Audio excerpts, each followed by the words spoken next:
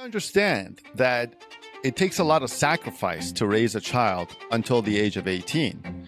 But that is no excuse to abandon your parental duties at your child's 18th birthday. A lot of people think that parenting is all about the baby years, or at least that's what they think about when they want to go into parenting. Is that a lot of people say, I want to have kids, right? I want to have kids. I want to have children. And that's kind of exactly what they mean. They just want to have children. They're not saying that I want another person in my life. They're not saying that I want another adult in my life. Everything is just so wonderful when the new child is born. Your job to be a good parent is lifelong. It's till death do you part. So my message to anyone watching this, whether you're a parent now or you're an aspiring parent, is that your parental duties are a lifelong task. I think it's easy to be a parent when there's a newborn child that's, under your supervision. But what's hard, it's being a good parent after the child reaches the age of adulthood. But you have to understand that you're not just having a child, you're having a person. So think about it. And if you want to have children, think a little bit more differently in terms of whether or not you want to have people in your life. Because that's what children become. They become their own people. And your parental duties certainly don't stop at the age of 18. In fact, they begin at the age of 18.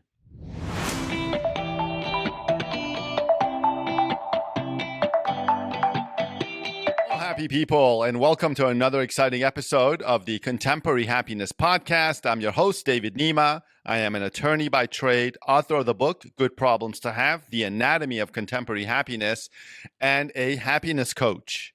In today's episode, we are going to discuss real parenting doesn't begin at birth. It only begins at your child's 18th birthday. A lot of people think that parenting is all about the baby years, or at least that's what they think about when they want to go into parenting. But the truth is that real parenting doesn't end at adulthood. If you think that parenting ends when your child is 18, you're in for a big surprise. So let's discuss why. What's interesting about parenting is that new parents are so excited about their child's birth. They take lots of pictures. They post announcements on social media for every month that they get older, or their first day of school, their first steps, for example. They cherish every moment in those early years of a child's life. Clearly, new parents, they get this new sense of responsibility and purpose. New parents get a lot of attention from the community, right? They get a lot of congratulations from their various friends and family because of the birth of a new child. And suddenly, new parents go from being kind of just an average person to somebody important. They're now a parent, a person that is, highly regarded in society. Parents are highly regarded in society. They get a new sense of purpose in life because of their newborn child. And essentially, everything is just so wonderful when the new child is born. But what I've come to observe is that as the child gets older, particularly in the late teen years and early adulthood years of a child, parents suddenly decide they want to retire. They kind of abandon their parental duties. Some parents start competing with their children. They no longer put their children first, at least not in the same way that they did when the child was 6 months old or 2 years old. They no longer put the children first, and they kind of consider their job done, so to speak. What parents and aspiring parents, I think, don't realize is that their parental duties really begin at their child's 18th birthday, not necessarily at birth. And here's why. What's interesting is that I think it's easy to be a parent when there's a newborn child that's, under your supervision. There's the novelty element, right? Everything is new and interesting to you, and it's just so wonderful.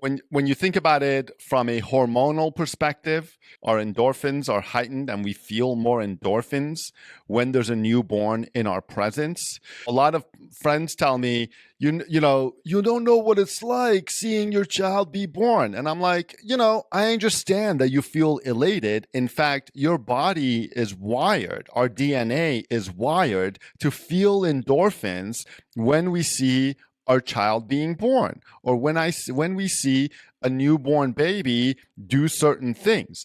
The reason for this is because it's actually a survival instinct so that we don't literally kill our children. When someone tells me that, oh, I felt so amazing seeing my child be born, I get it. I get that you felt amazing, but you have to understand that this is a kind of a DNA level sensation that is obvious, right? It's not unique to you that you felt amazing seeing your child be born. This is standard procedure. It's baked into our DNA to feel amazing, to feel these endorphins when we see a child be born. And the reason for this is literally so we don't kill our children. During the terrible twos, for example, they're at their height, they're at their most cute phase, right? And the reason babies are so cute is another survival trait, so that you don't kill them because of all the terrible things that they're doing at 2 years old or at 5 years old. So the cuteness of a baby, the adulation for a baby, is not something unique to you, or it's not even a surprise. This is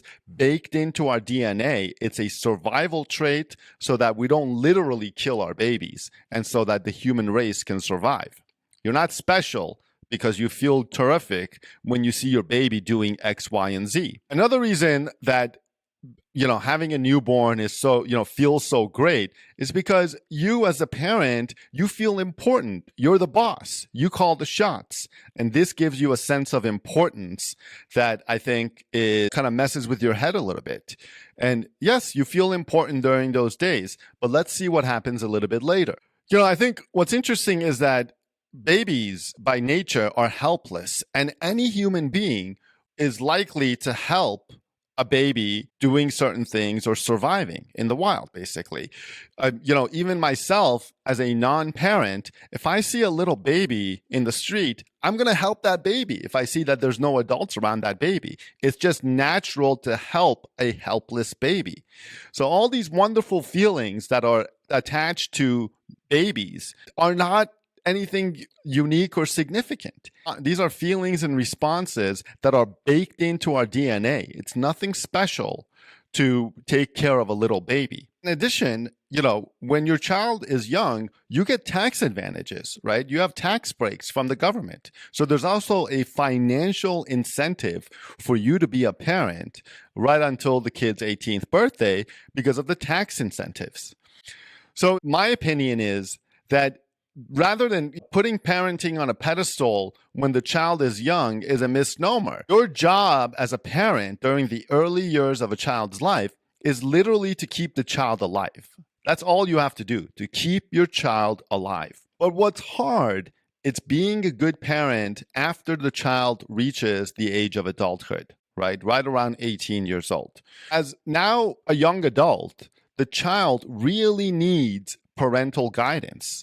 The child really needs a friend and a mentor in connection with their educational outlook, their career choice, setting up a 401k and their financial independence that they want to gain, their ability to be able to cook for themselves and their ability to be able to survive on their own. They can really use a mentor to help them in those tasks. Finding the right life partner, for example, right? Finding the right friends and husband or wife, that's something that the child can really use some guidance and mentorship for. The child is starting to now, as a young adult, they're starting to kind of adopt their own personal beliefs, right? Their own sense of social values, for example. The child is now kind of reaching the age where they're dealing with adult problems, and they can really use a mentor or parental guidance or any kind of guidance during this phase of their lives. But the common trend, the standard trend, is for a lot of parents to be very much more hands-off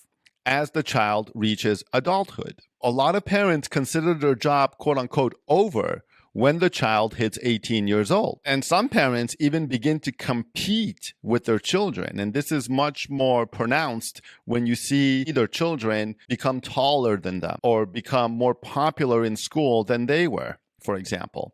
Sometimes parents feel a sense of insecurity when their children start to earn more money than them, for example.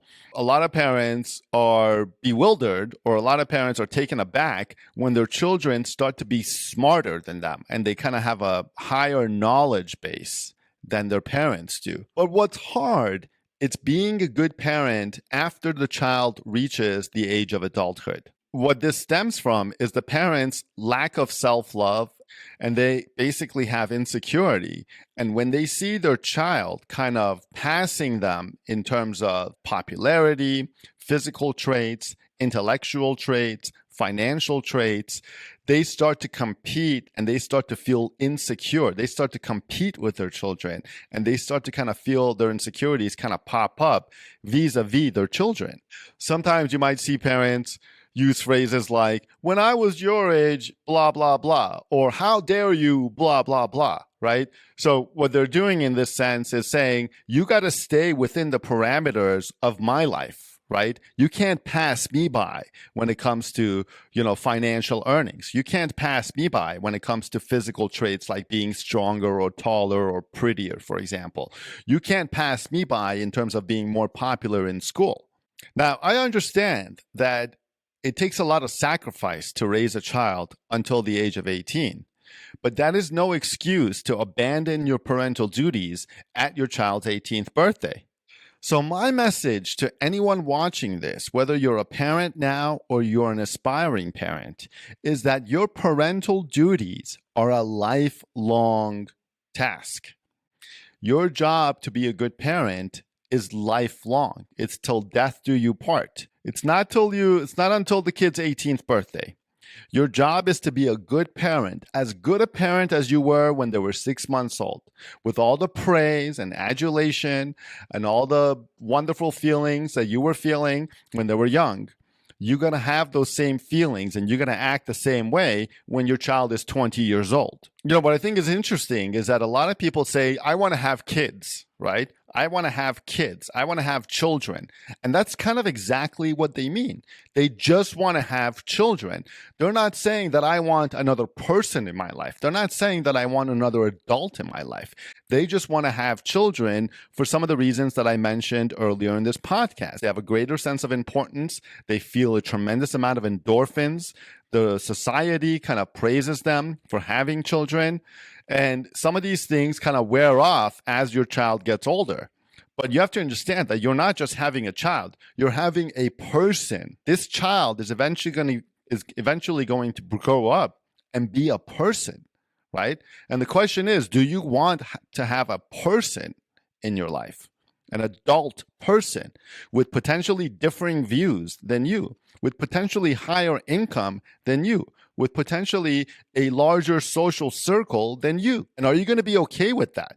Or do you want them to always be kind of beneath you? So my message to all parents, whether you're a current parent or you're an aspiring parent, is that level of unconditional love that you have for your young child shall continue through their adulthood, right? Your duties do not stop at 18. In fact, I would argue that you have a greater sense of responsibility to your young adult children that are just about to embark into adulthood and make decisions for themselves. And you have a higher responsibility to guide them during those stages of adulthood, right?